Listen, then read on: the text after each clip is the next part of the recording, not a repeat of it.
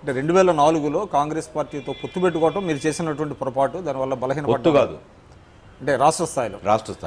So national లెవెల్లో కూడా అప్పుడు మీరు అవుట్ సైడ్ సపోర్ట్ చేశారు కదా? అవును, చేశారు. తర్వాత సబ్సిక్వెంట్గా 2009లో వచ్చేటప్పటికి మీరు సిఎంపి పెట్టారు, కామన్ మినిమం ప్రోగ్రామ్ ఒకటి పెట్టుకున్నారు. 2004లోనే పెట్టాం.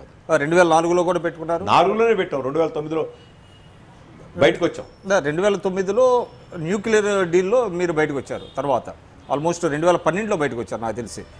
నా క్వశ్చన్ ఏంటంటే 2004లో మీరు కాంగ్రెస్ పార్టీతో పొత్తు పెట్టుకున్నారు, ఇక్కడ కొన్ని సీట్లు గెయిన్ చేశారు, ఓట్లు గెయిన్ చేశారు. నేషనల్ లెవెల్లో యూపీఏలో భాగస్వామిగా ఉంటానే, అంటే అవుట్ సైడ్ సపోర్ట్గా ఉంటానే ఇక్కడ తెలుగుదేశం దగ్గరికి వచ్చారు మీరు. అంటే కాంగ్రెస్ను వదిలిపెట్టుకున్నారు 2009లో. ఏదైతే మిమ్మల్ని కమ్యూనిజం లేదు టూరిజమే ఉంది అని ఎద్దేవా చేసినటువంటి తెలుగుదేశంతో మళ్ళీ మీరు 2009లో కలిశారు. ఇక్కడ కలిసినప్పుడు ఫలితాలు చాలా నెగిటివ్గా వచ్చినాయి మీకు. అంటే కాంగ్రెస్తో పొత్తుతో ఉన్న సమయం కంటే కూడా అక్కడ మీకు నెగిటివ్గా వచ్చినాయి. మళ్ళీ సబ్సిక్వెంట్గా మీరు బయటకు వచ్చారు, తిరిగి వాళ్ళు టీడీపీ బీజేపీ తెలియదు. అంటే నేను అనేది ఒక కన్సిస్టెన్సీ లేకుండా రాష్ట్ర సిపిఎం కానివ్వండి లేకపోతే కేంద్ర సిపిఎం కానివ్వండి, ఈ రకమైనటువంటి స్థానికంగా పొత్తులు ఓట్లు నోట్ల కోసం సిద్ధాంతాలు అంటే స్కేల్ డౌన్ అవుతున్నది సిపిఎం, సిద్ధాంతాలను దిగజార్చుకుంటుంది అనేటువంటి అది అపప్రద కానివ్వండి విమర్శ కానివ్వండి ఇవాళ సిపిఎం ఎదుర్కొంటున్న పరిస్థితి లేదంటారా? ఒక రకంగా అలాంటి విమర్శలు మా మీద ఉన్నాయి, అది వాస్తవం. కానీ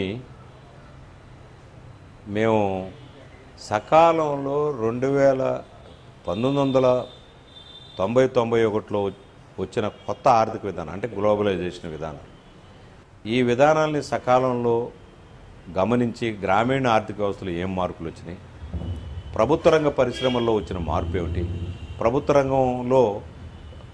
రంగం దెబ్బతినిపోవడం, ప్రభుత్వ రంగంలో కార్మికుల యొక్క సంఖ్య తగ్గిపోవడం,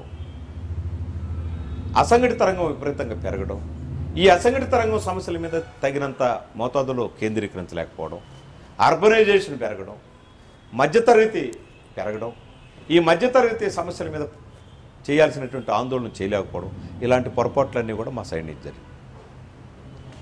ఈ పొరపాట్ల వల్ల మేమేదో మా సిద్ధాంతాన్ని మేమేమి వదులుకోలే, కానీ ఇలాంటి విశ్లేషణ మేము ఎప్పుడైతే చేయలేకపోయినామో మధ్యతరగతి మీద కేంద్రీకరించి వాళ్ళ సమస్యల మీద చేయాల్సినటువంటి ఉద్యమాలు మేము చేయలేకపోయాం. కమ్యూనిస్ట్ పార్టీ అంటే ఏమిటి?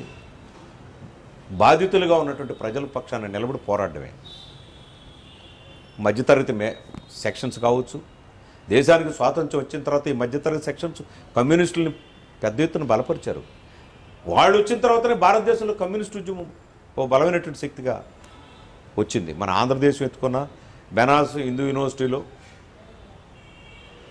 ఇతర అలీగర్ యూనివర్సిటీలో వీటిల్లో చదువుకుంటున్నటువంటి వాళ్ళందరూ వాళ్ళు వచ్చి ఇక్కడ పెద్ద పెద్ద చదువులు చదువుకున్న ఉన్నత తరగతుల్లో నుంచి వాళ్ళు వచ్చి జాతీయోద్యమంలో పాల్గొని తద్వారా కమ్యూనిస్టులుగా అయ్యి వాళ్ళు వచ్చిన తర్వాతనే పెద్ద ఎత్తున ఉద్యమాలు వచ్చాయి. అందుకు మధ్యతరగతి యొక్క పాత్ర చాలా ముఖ్యమైనది. ఈ మధ్యతరగతి యొక్క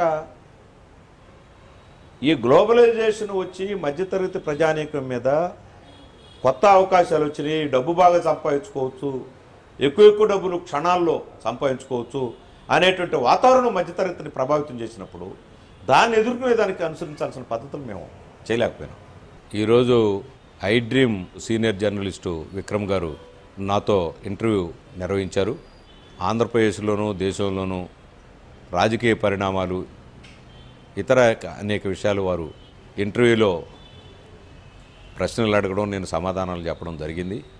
ఈ ఐ డ్రీమ్ మీడియా ద్వారా ఈ విషయాల్ని పరిశీలన చేసేదానికి, చూడడానికి, అధ్యయనం చేయడానికి ఇది తోడ్పడుతుందని చెప్పేసి నేను గట్టిగా నమ్ముతున్నాను.